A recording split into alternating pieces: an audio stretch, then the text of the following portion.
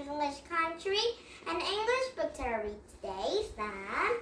Bertie Booker story. And we can start for chapter 3 and the end of chapter, not chapter 2. And we can do the end of chapter 4, okay? And one more time, start reading about some Dirty Birdie Smart story. And we're going to start for chapter 1 and the end of chapter 2, okay? And are you ready for these two book and two stories? Here we go! First you can read Dirty Birdie Booker story. Chapter 3. On Saturday night, everyone got ready to go to the restaurant. Bertie had managed to keep Eric hadn't a week, but he was worried about his pet frog. Eric hadn't touched a chew pops. He'd saved him from breakfast. And Bertie had decided there is only one thing to do. At 7 o'clock, Bertie's family bundled into a car and set off. Remember, Bertie, behave, you're going straight home. Warned his mom. You sad, groaned Bertie. Use your knife and fork, said Mom. And don't play with your food, said Dad. And if you spill anything on my dress, I'll scream, Susie. Oh, Susie don't like Bertie because Bertie was spoiled lots of food down in Susie's dress. And Bertie rolled his eyes. If his known his family was going to make as much fuss, he stayed at home. Everyone would think they're having a tea with the queen. Up ahead, he could see the flashing sign of Burger Atlas. He already knew that it was going over. A meaty mega cheeseburger with extra fries and no salad. Oh, Bertie don't like vegetables, aren't they? Almost tasted now. A big juicy burger. Steaming in. Wait a minute, they drive straight past. Oh, why is Bertie's family was drive past? And what is the name? Mega Cheeseburger Burger Shop. Where was Mom going? The car turned right and came to stop. Here we are, cried Mom. Restaurant Paradiso. Oh, Restaurant Paradiso. It sounds very good. And Bertie stared. But I thought we were going in a Burger Madness. And Mom laughed. Wherever you gave that idea, you said we're going anywhere you liked. Moaned Bertie. That's right, said Mom. And I chose a Restaurant Paradiso. It's new and very smart. Bertie climbed out of the car and dropped the door.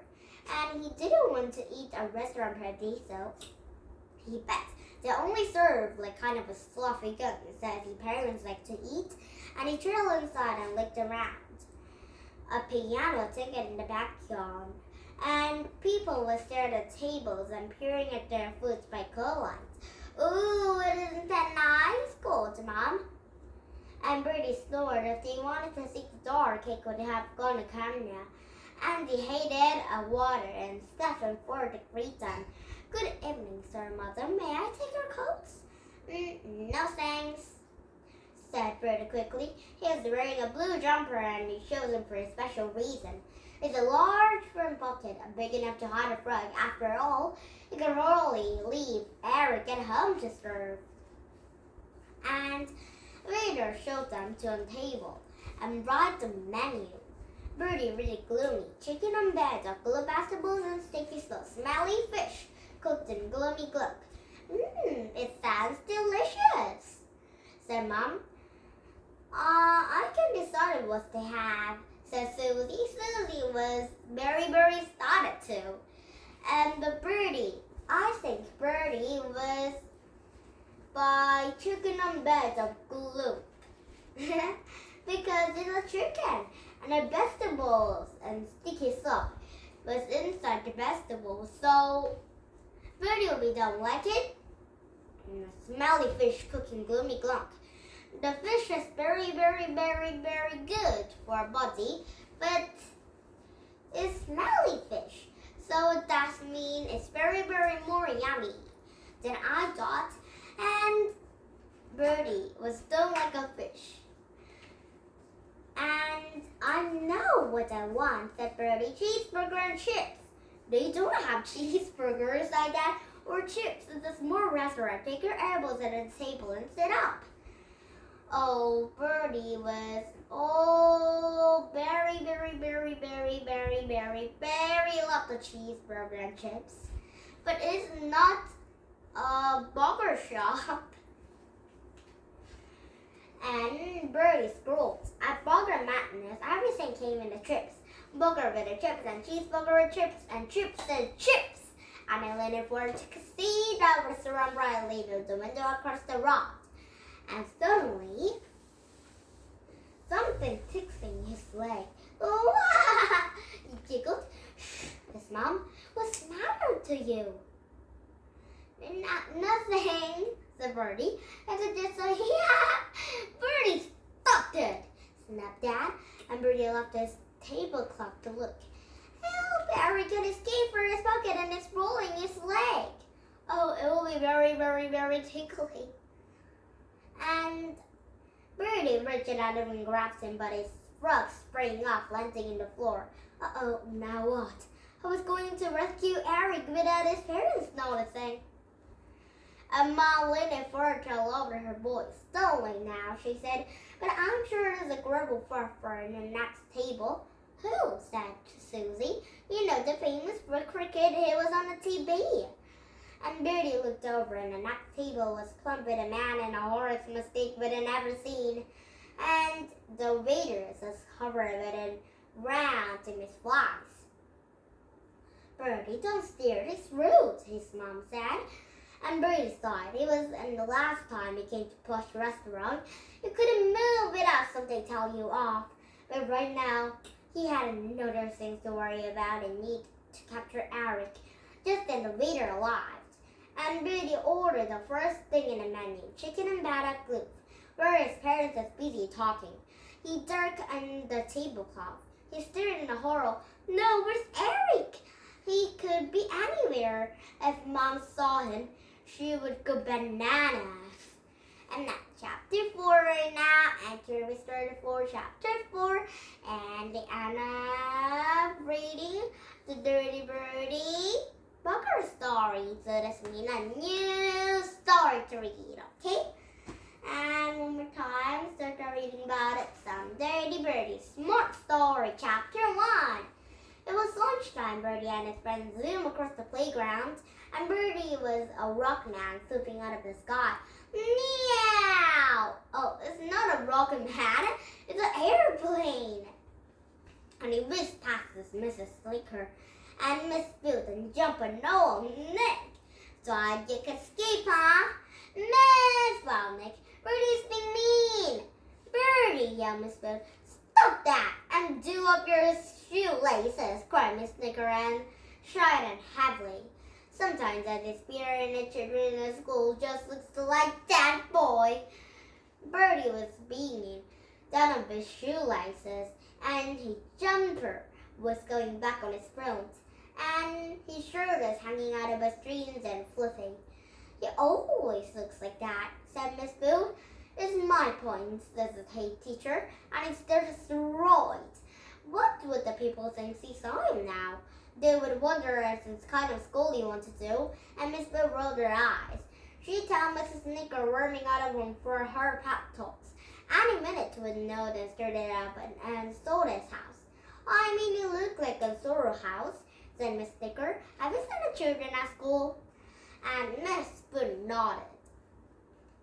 And the bus for a squircle hasn't stepped on a road. Every morning, she watching the children get cuddly without pushing his shoving, and they're all impressively neat after he's been and ironed. These children cricket with their school, Mrs. Nickerand, smart beaters, the ties gray socks, and they can't barely look like that. Miss Bill looked like an animal, dolls and raisins.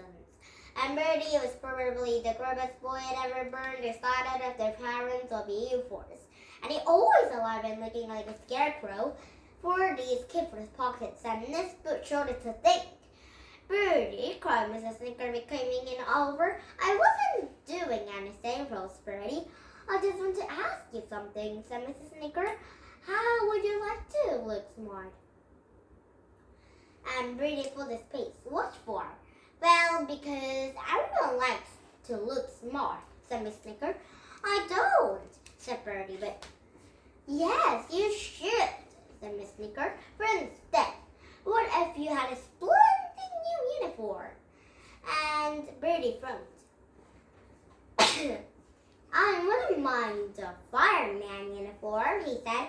It was big boots and a helmet. And I was talking about a school uniform, said Mrs. Snicker. Oh, said Bertie frankly. You mean like this tie and a scarf?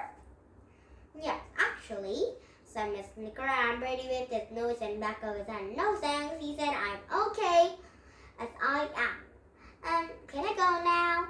Very well, said Mrs. Snicker. And he watched Bertie roll off and throw himself on Darren. And two of them rolled around in the dark. You see, said his dad. And there was up again. So what is his name? More children like Nicholas? Oh. Nick was very, very, very, very not kind, but very, very clean. And safely. But another friend was not safely and not clean at all. And they glanced down Nick, who was using a hanky to wipe his back on his shirt and a shoe. The answer is obvious, said Miss Snicker. We need a school uniform. Miss Boo looked at her. Uniform? You're not serious? Perfectly, said Miss Snicker. And children must take a prize for a uniform, and it would have the buttons missing off the socks and dropping out of ankles. But if you ever had a uniform, said Miss Boo, then it's hard and resort, replied Miss Snicker. And Miss Boo rumbled to the chin, and school uniform, maybe it would be work. But Bertie in the school uniform is another matter. And chapter 2 right now. And tomorrow we started for chapter 2 and then chapter 3, okay?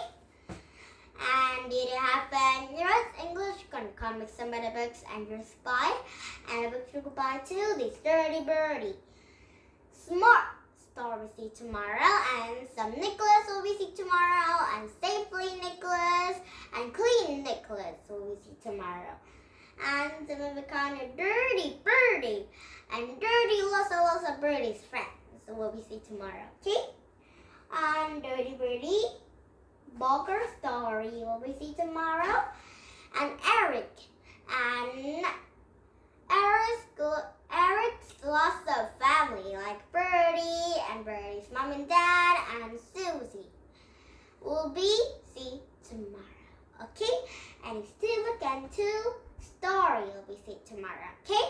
And thank you for listening to my YouTube, and don't forget to thumbs up my YouTube, and bye my friend, have a nice day.